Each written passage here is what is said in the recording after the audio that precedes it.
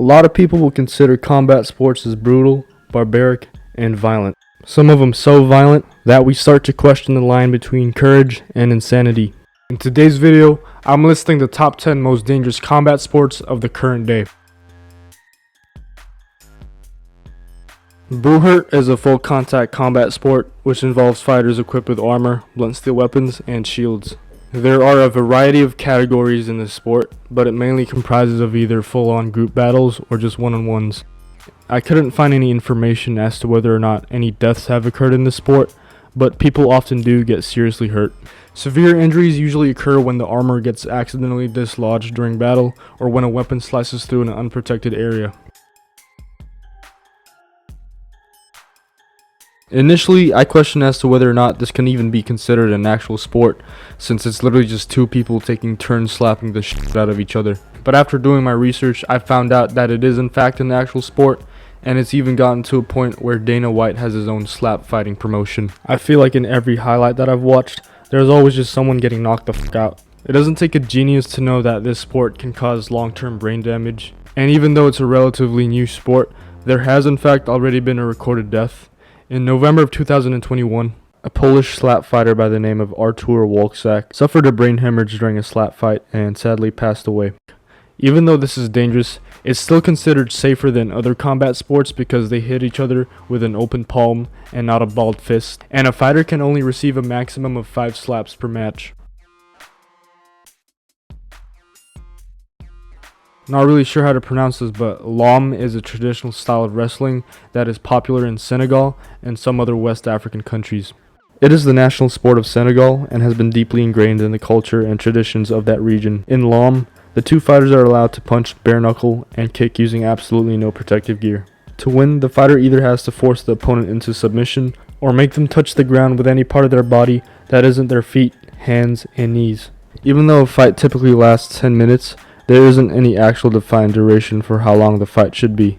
It really just depends on when a fighter loses. So far, I haven't been able to find any information regarding to the casualties the sport has caused, but I'm sure for a fact that concussions, CTE, and broken hands do occur in the sport, especially since they're hitting each other with bare knuckles. Wrestling, although has less risk of injury compared to striking, may cause injuries mainly to the tendons and joints.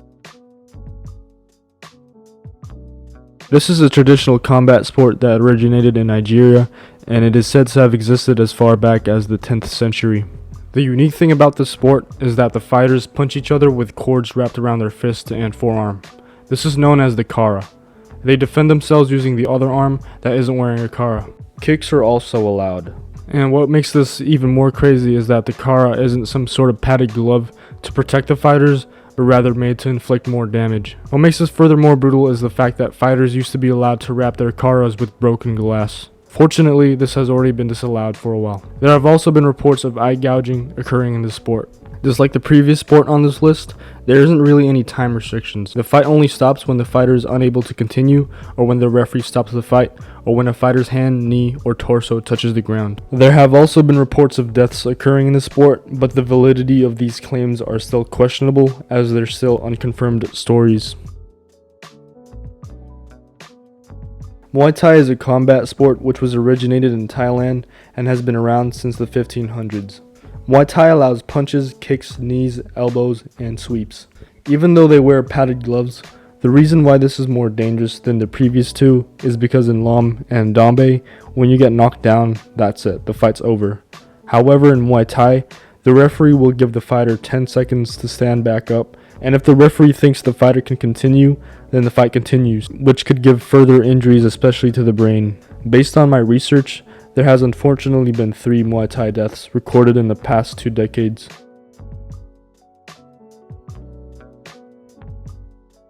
A lot of you probably already know what MMA is, but for those who don't, the sport applies techniques from various martial arts such as wrestling, jiu-jitsu, boxing, Muay Thai, and more. Hence the name mixed martial arts. MMA is brutal because these fighters wear 4-ounce gloves, which is more deadly than the standard 10-ounce boxing gloves. Secondly, if grappling techniques such as joint locks and chokes are not applied correctly or defended poorly, it can result in dislocated joints and ligament tears. Another major thing is ground and pound. In a lot of other combat sports, when a fighter gets rocked or knocked down, the referee would separate the fighters and give a standing count. However, in MMA, a fighter can get knocked down and still get barraged with punches and elbows to the head. The last reason is weight cut. MMA fighters often undergo weight cutting to compete in lower weight classes. Severe weight cutting can lead to dehydration, kidney and liver problems, increased risk of injuries, hormonal imbalances, and those are just to name a few. In the annual period between 2007 and 2019, there have unfortunately been 7 recorded deaths in sanctioned events and 9 recorded deaths in unsanctioned events, making it 16 deaths in total.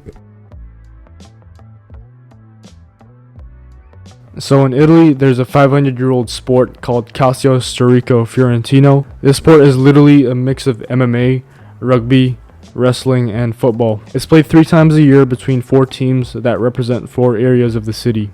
The rules are, there's 27 players a side, and to score a goal, a player must either throw or kick the ball into the opponent's net. For every missed shot, half a goal is awarded to the opponent's team. Lastly, there's also no substitutes or breaks.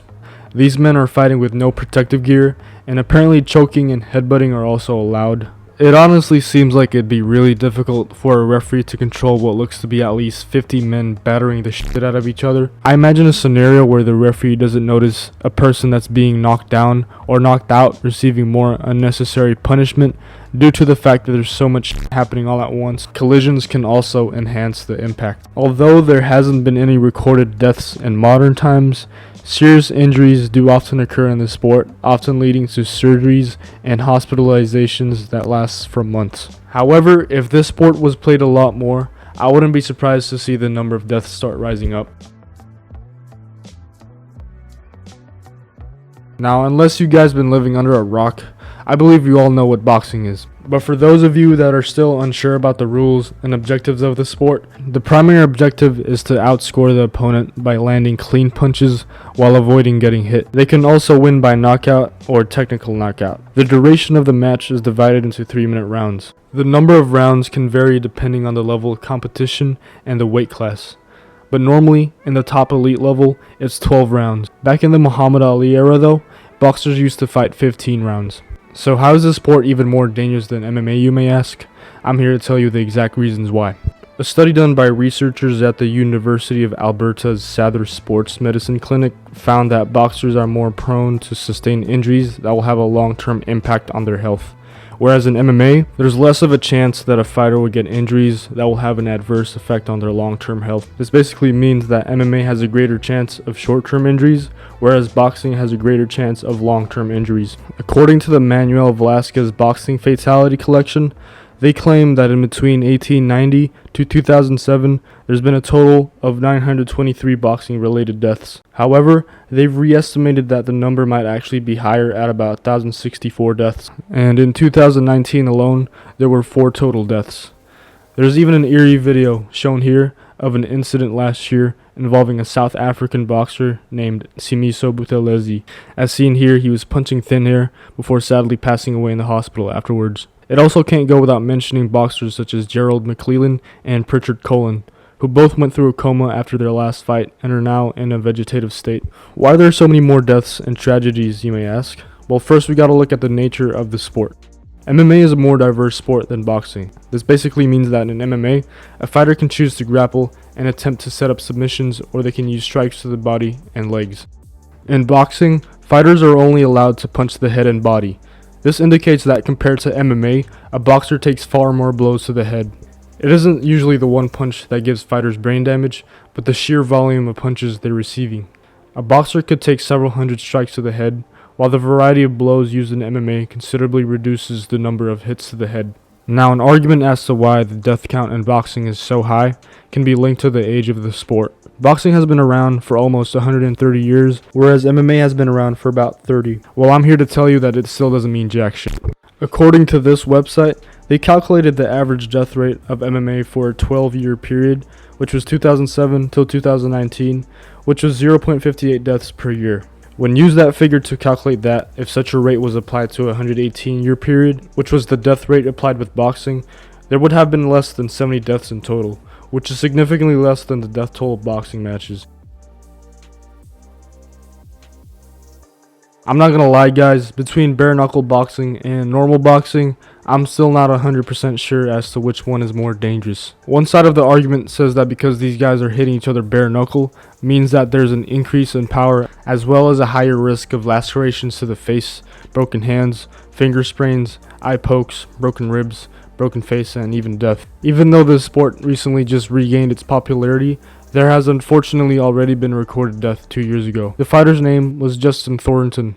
On the other side of the argument, it's believed that modern boxing is more dangerous due to the higher volume of punches to the head as well as a higher volume of power punches. This is because fighters wouldn't have to worry as much about breaking their hands, whereas in bare knuckle boxing, the punches to the face aren't usually thrown at full power or at high volume in fear that the fighter might break their hand. So this sport is kind of a tie with modern boxing. Let me know what you guys think about this in the comments. Lethwei, also known as Burmese bare knuckle boxing, is a traditional combat sport that originated in Myanmar. It's believed to have originated over 2,000 years ago. And for this video, I'm primarily talking about traditional Lethwei and not the modernized and watered down version of Lethwei that you see in World Lethwei Championship. This sport is considered so dangerous and violent that it's illegal in most countries outside of Myanmar. In Lethwei, you can throw all kinds of punches, elbows, knees, kicks, clinches, sweeps, throws, and believe it or not, even headbutts are allowed. There's even a rule in traditional Lethwei that when a fighter gets knocked out, they're given 2 minutes to be revived by their team. And after the fighter gets revived, they're allowed to keep fighting. And there has actually been cases where a fighter continues fighting after being knocked out and end up winning the fight. I'm not even making this up, man. Now, this is obviously dangerous as it leaves fighters vulnerable to, first of all, literally dying via brain hemorrhage, and they would also most likely receive concussions, CTE, bone breaks, and a whole variety of other injuries. Last of all, we gotta look at the rules of the sport. It's 5 rounds of 3 minutes and 2 minutes rest in between. The only way to win is by knockout or knockouts, or an injury that leads to the fighter being unable to continue. World champion Lethwei fighter Dave Leduc claims that because of these rule sets, Lethwei fighters often use less kicks and more punches to the head in order to try and win. These guys don't win by points, so their only focus is to KO their opponent. From what I can gather from research, unsurprisingly, this sport has said to have caused deaths in the past, but I can't find the exact detailed information regarding those claims. What do you guys think of this list? Comment down below and make sure to like and subscribe if you want to support the channel, and I'll see y'all in the next video. Peace.